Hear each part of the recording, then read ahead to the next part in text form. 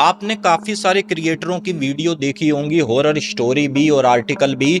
तो उन्होंने ये बताया होगा कि अगर आपके साथ कोई भी प्रेत बाधा हो जाए तो उसके बाद ये आप उतारा करवा लो तांत्रिक या पंडित से। चलो जी, कहीं तक उनका सोचना कहना भी ठीक है, लेकिन अगर प्रेत काफ़ी ज़्यादा जिद्दी हो, वो हटना ही ना चाहता हो तो क्या होगा। आज जिनका मैं आर्टिकल आपको सुनाने वाला हूं, ये एक उत्तराखंड के रुद्रपुर की फैमिली है। इन्होंने जैसे ही भाई तांत्रिक के पास गए अपना उतारा करवाने को, तो वो तांत्रिक को भी प्रेत ने लपेटे में ले लिया। जब पंडित जी को बुलाया गया घर में कि पंडित जी ऐसे ऐसे हमारे घर का कीलन कर दो, तो प्रेत ने उसको भी नहीं छोड़ा। जब सुमन ने अपनी मम्मी को बुलाया अपनी हेल्प के लिए, जब वो ज्यादा ही बीमार पड़ गई, जब उसकी मम्मी वहां पहुंची है, तो भाई प्रेत ने उनको भी अपनी झलक दिखाई और उनको भी हॉस्पिटल में कहीं ना कहीं पहुंचा दिया। मैं आपको पूरा आर्टिकल सुनाऊंगा, बताऊंगा, लेकिन पहले चैनल का इंट्रो।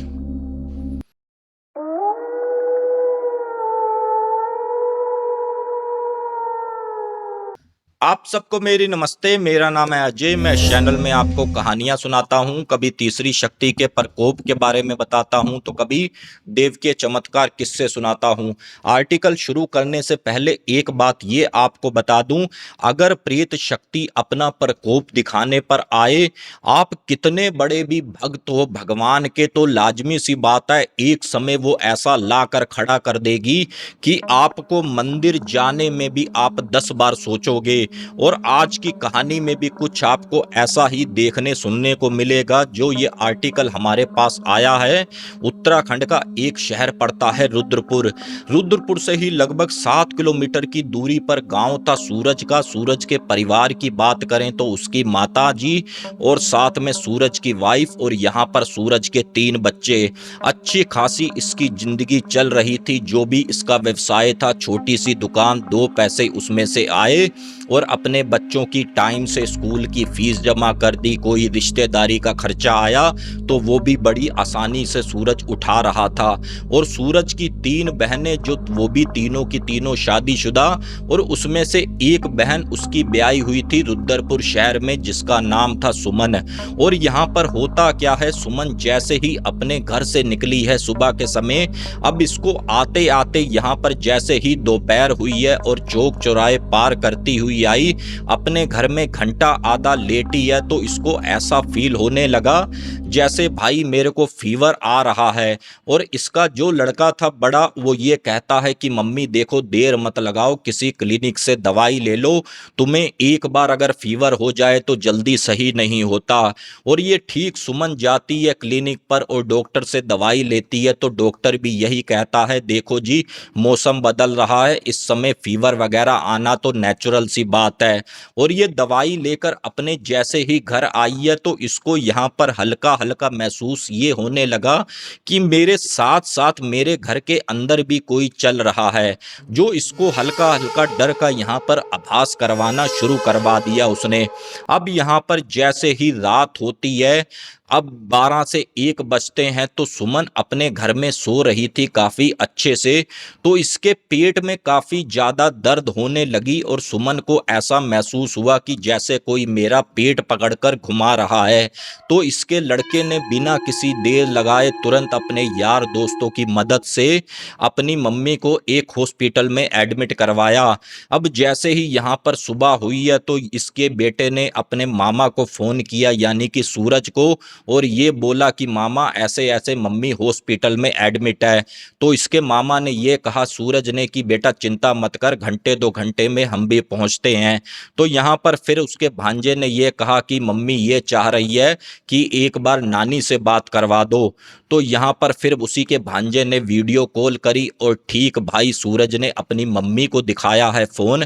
अब जब फ़ोन में उसकी लड़की ने देखा, यानी कि सुमन ने, तो सुमन अपनी मम्मी को देखकर काफ़ी ज़्यादा रोने लग गई।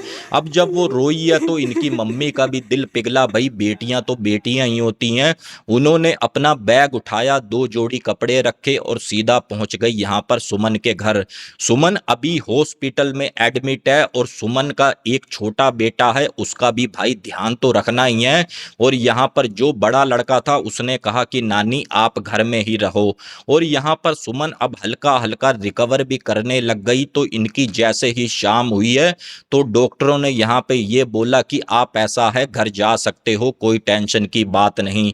अब ये जैसे ही घर आए हैं और अगला दिन आया है, अब जो भी इनके घर आ रहा है पड़ोसी मेहमान तो उसको ये फील हो रहा है जैसे इनके घर में कितनी गंद है, जैसे किसी बिल्ली ने पोटी कर दी, चूहे ने, या किसी भी आप चूहा मरा हुआ हो, इस टाइप की जो महक आती है इनके घर भी आना शुरू हो गई।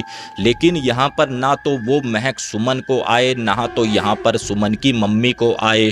अब सुमन बड़ा जल्दी अपना रिकवर कर रही थी। कुछ एक पड़ोसियों ने ये कहा देखो सुमन, हमें लगता है तुम्हारे ऊपर कोई ना कोई प्रेत बाधा हो गई है और यहाँ पर एक औरत रहती है, वो भी माता काली की भक्त है और काफ़ी अच्छी तांत्रिक है, एक बार जरा उससे अपना तुम झाड़ा करवा लो।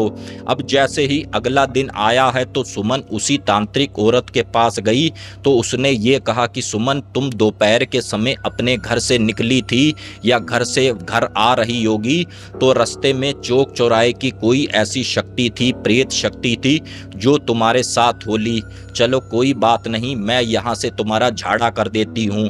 उसने वहाँ पर झाड़ा किया है और एक काला धागा बना कर दिया और ये बोला कि सुमन अब तुम्हें यहाँ पर कोई भी दिक्कत नहीं, अब तुम बेझिझक होकर अपने घर जाओ। अब यहाँ पर सुमन भी काफ़ी ज़्यादा खुश कि चलो जी मैं बिल्कुल क्लियर हो गई। लेकिन सुमन एक बात ये भूल चुकी थी कि प्रेत बाधा तो उससे ऊपर से हटी है लेकिन उसका अभी पीछा नहीं छोड़ा, क्योंकि वो शक्ति इनके घर भी आ चुकी थी। अब ये जैसे ही घर आती है और उसी शाम को होते होते तक यहाँ पर सुमन की मम्मी की भी तबीयत काफ़ी ज़्यादा खराब होने लगी। तो इन्होंने ये सोचा क्यों ना उसी क्लिनिक से इनको भी 2-4 खुराकें दे दें। अब यहाँ पर 8 बजे तो सुमन ने अपनी मम्मी से कहा कि मम्मी रोटी बना दूं, रोटी खा लो। तो यहाँ पर उसकी मम्मी ने ये कहा कि बेटा अभी रुक जा, अभी मुझे भूख नहीं है। अब जैसे ही 9 साढ़े 9 बजे हैं तो फिर से रोटी के लिए पूछा गया तो यहाँ पर इनकी मम्मी के ऊपर भी समझ लो बुखार काफ़ी हावी होता हुआ दिखा। अब जब पूछा है सुमन ने कि मम्मी रोटी नहीं खाओगे तो यहाँ पर उसकी मम्मी का जवाब ये आया कि मुझे रोटी खिला दी है, जो संतोष का भाई है वो मेरे लिए रोटियां लेकर आया है। अब जब इतना कहा है तो सुमन भी काफ़ी ज़्यादा चिंतित हो गई कि भाई ये संतोष का भाई कौन, क्या, कैसे। अब पहले तो यहाँ पर सुमन सोचती रही, सोचते सोचते उसको लगभग 12 से 1 बज गए और उसने रात 1 बजे ही अपने भाई का फ़ोन बजाया, सूरज का। अब सूरज यहाँ पर अपने घर था और उसने जैसे ही फ़ोन उठाया और ये बोला हाँ भाई सुमन बता क्या बात है। तो उसने ये कहा कि मम्मी को मैंने रोटी के लिए पूछा था तो उसने ये कहा कि मुझे संतोष के भाई ने रोटी खिला दी है।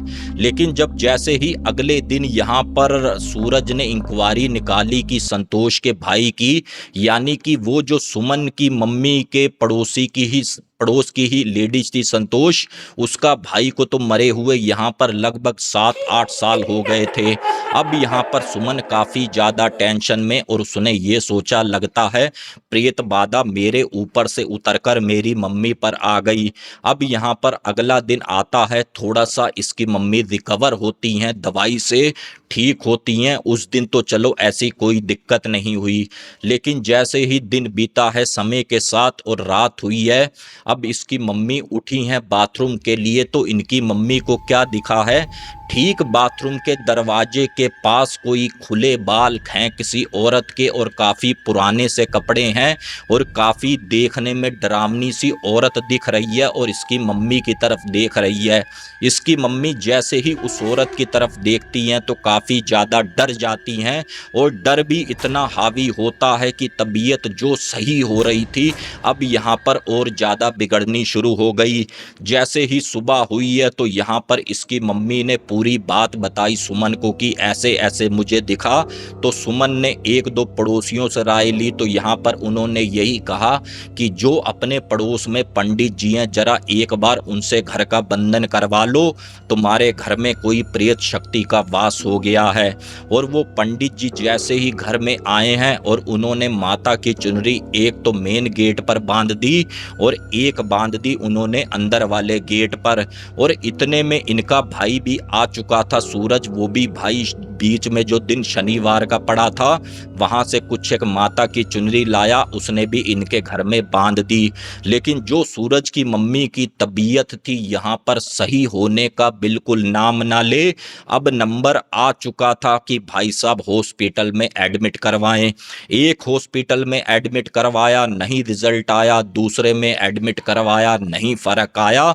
तीसरे में एडमिट करवाया, तब भी इनको बहुत ज़्यादा फर्क नहीं आया। अब यहाँ पर जब तीसरे हॉस्पिटल में लेकर गए हैं तो इतनी ज़्यादा हालत खराब। और इधर दिन था शनिवार का, प्रेत की चाल देखो कितनी तगड़ी। और इसने प्रेत ने सूरज को भी उस दिन काली मंदिर नहीं जाने दिया। और वो पंडित जी भी इंतजार करते रहे कि ये बच्चा जो 5 साल से बिना बरसात को देखे, आंधी तूफान को देखे मंदिर आता था, आज ये मंदिर में पहुंचा क्यों नहीं। अब जैसे ही भाई साहब उसने जाना कैंसिल किया, अपनी माता जी को लेकर फिर अपनी सिस्टर के घर छोड़ा, क्योंकि रोज का रोज गाड़ियों से ले जाना लाना इतना आसान नहीं था। अब यहाँ पर होता क्या है, समय जैसे ही थोड़ा सा आगे को बीता है, किसी ने ये कहा कि उस डॉक्टर को बताओ, तो यहाँ पर उस डॉक्टर को दिखाया गया। उस डॉक्टर से काफ़ी ज़्यादा यहाँ पर आराम आया सुमन की मम्मी को। और फिर अगले शनिवार को जैसे ही सूरज पहुँचा है उसी मंदिर में, तो उन पंडित जी का भी यही कहना था कि बेटा मैंने सपना देखा है, ऐसे ऐसे तुम्हारे घर में किसी चीज़ का कोई ना कोई असर आ गया है, माता काली ने मुझे आभास करवाया है। और वो सूरज को लेकर सीधा भाई गए हैं उसी मंदिर के अंदर ही। बालाजी की एक काफ़ी बड़ी मूर्ति थी पंचमुखी, उन्होंने वहां से एक जनेऊ उतारा और सीधा यही दिया और ये कहा कि मोड़ कर ये अपनी माता जी के गले में डाल देना। जैसे ही घर पहुंचा है, कुछ एक वहां का प्रसाद दिया, कुछ एक वहां की विभूति लद्दी माता काली की, तो यहाँ पर मम्मी भी अब रिकवर हो गई। और 2-4 दिन होते होते तक भाई काफ़ी फ़र्क आ गया। उसके बाद सुमन क्या करती है, ठीक अपनी मम्मी को लेकर अपने मायके आ जाती है कि अब घबराने की कोई बात नहीं। लेकिन जो उधर पंडित ने इनके घर कीलन किया था घर का, अब उसकी सेम टू सेम यही तबीयत खराब होने लग गई। जो इसकी मम्मी की तबीयत खराब, वही उनके साथ। और प्रेत ने अपना खाली करवट बदली, एक से दूसरे के घर, तीसरे के घर, इस तरीके से इनका सीन चल रहा था। और ये आर्टिकल भी बहुत ज़्यादा पुराना नहीं है फ्रेंड्स, मैं आपको बता दूं सन 2026 मार्च अप्रैल की बात है। अभी भी यहाँ पर उस पंडित जी का इलाज चल रहा है, हॉस्पिटल से रिकवर नहीं हो पाए। अब जब उन्होंने भी एक दूसरे तांत्रिक को दिखाया तो उन्होंने वही बात कही कि भाई वो प्रेत है, वो मिनट से पहले पलटी मार रही है, जो जो उसके रास्ते में आ रहा है उसको बीमार कर कर छोड़ रही है। अब ये बात तो उन्होंने भाई पंडित जी ने भी अपना इलाज फिर अब करवा रहे हैं, डॉक्टर की भी राय लेना जरूरी है। और इधर जो सूरज की माता जी हैं काफ़ी हद तक यहाँ पर रिकवर हो चुकी हैं। और सूरज ने अपनी माता जी को एक तांत्रिक को भी दिखाया तो उसने ये कुछ झाड़े भी किए और ये कहा कि भाई इसके ऊपर जो शक्ति है वो तो हमने हटा दी है, लेकिन बेटा एक बात अपनी बहन को ये बता देना कि अपने घर में हवन भी करवा ले, क्योंकि भाई वो शक्ति समझ लो उनके गेट के बाहर है, अभी दूरी नहीं उसने बनाई, कहीं ऐसा ना हो मौका पाते फिर से इनके घर में एंटर हो जाए। और ये छोटा सा आर्टिकल जैसा उन्होंने मुझे भेजा वैसा मैंने आपको सुना दिया। अगर आपको पसंद आया है तो प्लीज़ चैनल को सब्सक्राइब करें, प्यारा सा कमेंट करें कि ये आर्टिकल आप कहां से देख रहे हैं। और इस कहानी का अभी कोई भी एंड नहीं है, यहाँ से मैं आपको बता दूं, क्योंकि उधर वो पंडित जी भी बीमार चल रहे हैं और इधर इसकी मम्मी अभी भी दवाई ले रही हैं, कहीं ना कहीं वो रिजल्ट अभी आया नहीं कि दवाई छूट जाए। बाकी फ्रेंड्स मिलते हैं फिर किसी और न्यू हॉरर स्टोरी में। जय हिंद, जय भारत।